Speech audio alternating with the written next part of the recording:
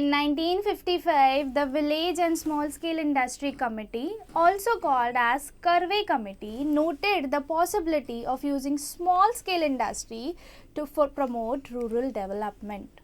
Now, when we talk about India, we should always know that the majority of population in India lives in rural areas. To talk in statistical language, 65% of the population as of now lives in rural areas, and among this population, majority of people are dependent on agriculture.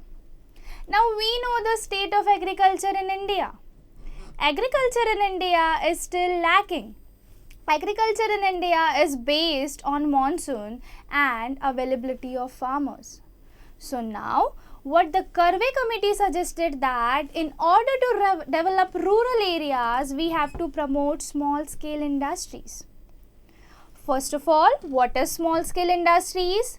Small scale industries which are industries which have less capital, low assets and less people working. Then what is the point of setting up small scale industries in rural areas? Now we know that in rural areas the poverty is more. Hence people have less capital. So with the less capital, even if they start a small industry, they can survive and also they can provide employment to other people.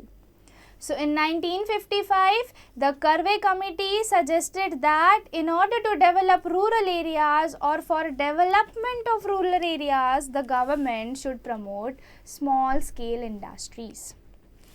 Now a small scale industries is defined with reference to maximum investment allowed on asset of a unit. Now the limit has changed over a period. Now even today the limit has been changed.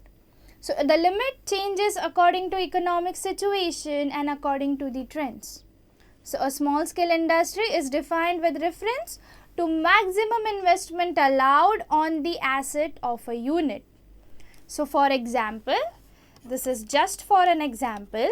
Let's suppose government had said that industries having less than 10 crore of assets will be termed as small scale industries. So if you want to start a small scale industry, your assets should be less than 10 crore. If you have an asset less of 12 crore, it will not be in small scale industries.